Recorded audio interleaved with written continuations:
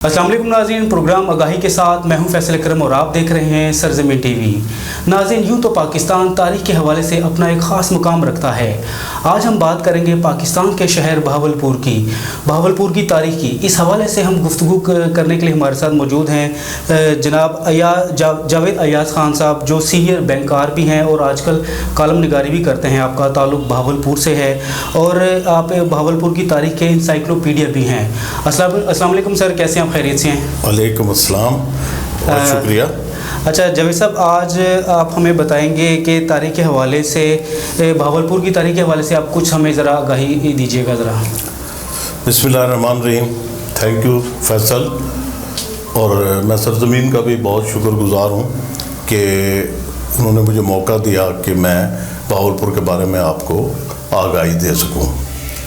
मेरा ताल्लुक़, मैं सबसे पहले अपना तारुफ़ कराना मुनासिब समझता हूँ कि मेरा ताल्लुक़ डेरा नवाब साहब से है। डेरा नवाब साहब रियासत बहावलपुर का दारुल खिलाफा होता था और नवाब अमीरा बहावलपुर के तमाम महलात और तमाम स्टेट के दफातर यहाँ पे आज भी खंडरों की शक्ल में मौजूद हैं।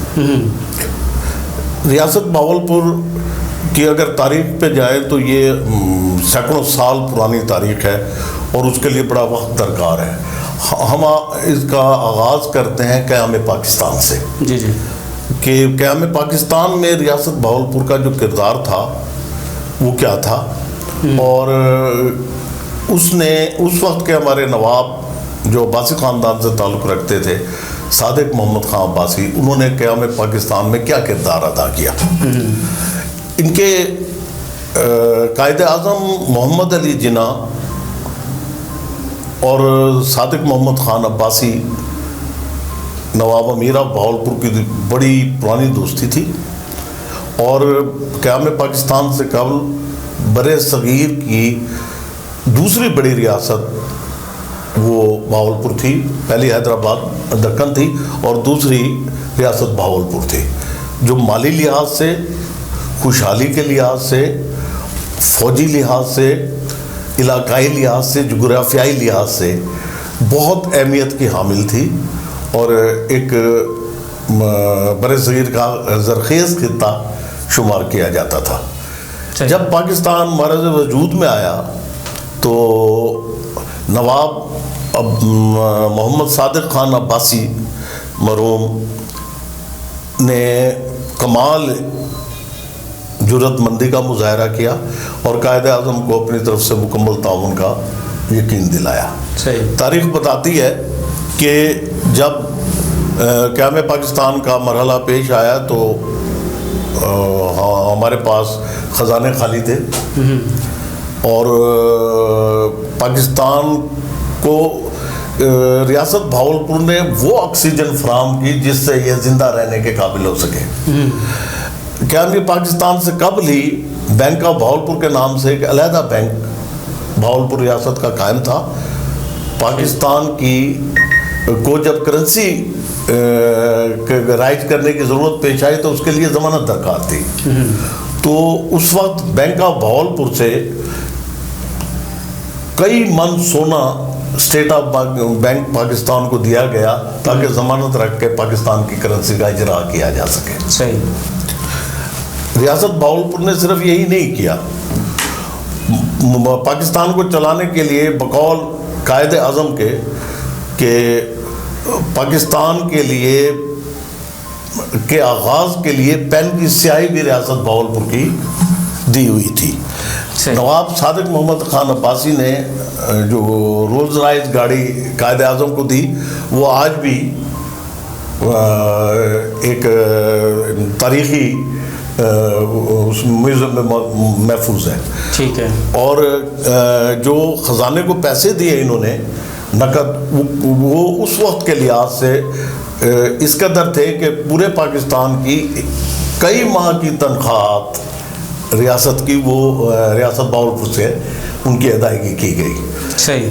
और बहावलपुर के जो नवाब थे वो क्योंकि कायदे आज़म और पाकिस्तान से बहुत मुखलिस थे, उन्होंने बड़ा, उस वक्त जब हिंदुस्तान ने कहा कि रियासत हमारे साथ शामिल हो जाए और पाकिस्तान से ना मिले, तो उन्होंने बड़े ایک اچھے لفظ کہے تھے جی جی کہ ریاست باولپور ہمارا گھر ہے اور گھر میں آنے کے دو راستے ہوتے ہیں، ایک سامنے کا راستہ ہوتا ہے، ایک پیچھے کا راستہ ہوتا ہے، اور ہم اچھے مسلمان ہیں، ہم سامنے کا راستہ اختیار کریں گے، اور سامنے کا راستہ پاکستان میں کھلتا ہے۔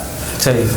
تو ان کی جو یہ قربانی اور سیکریفیکیشن ہے وہ تاریخ کا حصہ ہے، اور ان کے احسانات کے بغیر شاید پاکستان مرد وجود میں ہی نہ آ سکتا۔ صحیح صحیح۔ اچھا خان صاحب، بہاولپور کے حوالے سے ہم بات کر رہے تھے، قیام پاکستان کی تاریخ میں نواب آف بہاولپور نے کیا کردار ادا کیا تھا؟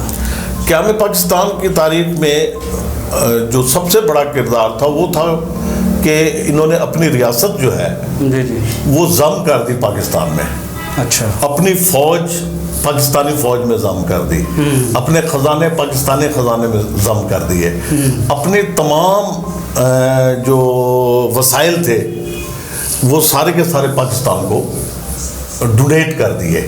صحیح۔ اور یہ ایک بہت بڑا احسان تھا اس وقت جب کہ ایک نوزائیدہ ریاست پاکستان جنم لے رہی تھی، ایسے میں یہ ایک اتنی بڑی ڈرپ تھی جس نے اس قوم کو اپنے پیروں پہ کھڑا کر دیا۔ صحیح صحیح۔ اچھا، بہاولپور کی تاریخی مقامات کے حوالے سے ذرا کچھ آگاہی دیجیے گا۔ اچھا، بہاولپور کیونکہ نواب عباسی خاندان کے نوابین کا گھر تھا، اس لیے بہاولپور کو محلات کا شہر بھی کہا جاتا ہے۔ صحیح۔ سٹی آف نواب بھی کہتے ہیں اور محلوں کا شہر بھی کہا جاتا ہے۔ بہاولپور میں اب بھی نور محل جیسی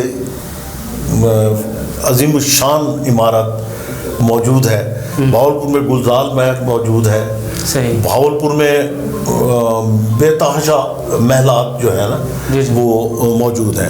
اس کے ساتھ ساتھ ایک بہت تاریخی عمارت ہے قلعہ ڈراور، جو تاریخ میں بہت ہی اہم مقام رکھتی ہے، اور جس کا شمار پاکستان کی تاریخی عمارات میں ہوتا ہے، وہ بھی نوابین نے تعمیر کی، وہاں موجود ہے۔ پھر دیر نواب صاحب جو دارالخلافہ تھا، وہاں نواب صاحب نے سادھ گڑھ پیلس قائم کیا جسے وائٹ پیلس بھی کہتے تھے، اور یہ شاید پاکستان کے سب سے خوبصورت محلوں میں سے ایک محل ہے۔ صحیح۔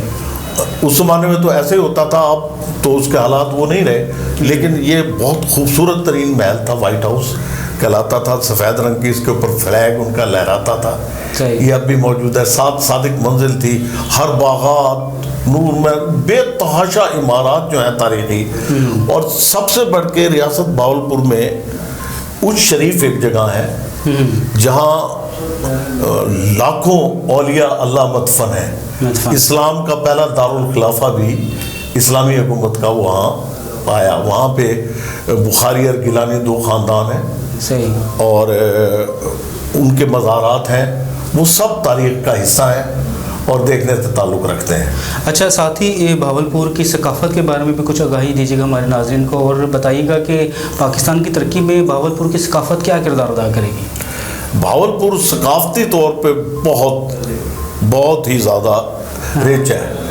اچھا، اس لیے کہ یہاں کے نوابین نے فنون لطیفہ پہ خصوصی توجہ دی اور ان کی سرپرستی بھی کی۔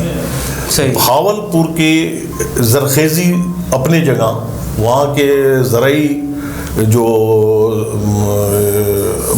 وہ ہیں فصلیں، ان کی تو ایک اپنی مثال آپ بہت بڑی ایک وہ ہے۔ اس کے علاوہ وہاں کے جو ثقافتی ورثے میں ہمارے ڈیر نواب صاحب احمد مشرقہ کے مٹی کے برتن پاکستان کی تاریخ کا حصہ ہیں، جو دنیا میں کہیں نہیں بنتے۔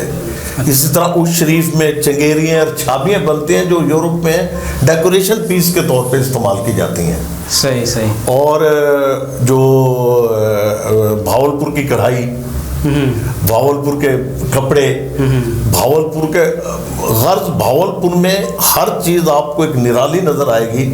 وہاں ہینڈی کرافٹ کا ایک پورا ایک ڈسپلے بنایا گیا ہے جہاں بہاولپور کی ثقافت رکھی جائے گی۔ اس طرح چولستان میں جو اون حاصل ہوتی ہے جانوروں سے، اس سے جو بنانے والے کھیس اور کمبل ہیں وہ بہاولپور کے ایک اہم مصنوعات میں سے شامل ہیں۔ چلیں جی، بہت شکریہ جاوید ایاز خان صاحب آپ کا۔ ناظرین، آپ نے ان کی گفتگو سنی جو بہاولپور کی ثقافت اور تاریخ کے حوالے سے ہمیں آگاہ کر رہے تھے۔ اب تک کے لیے اتنا ہی، انشاءاللہ آپ سے نیکسٹ پروگرام میں ملاقات ہوگی۔ تب تک کے لیے اپنے میزبان کو اجازت دیجیے۔ اللہ حافظ۔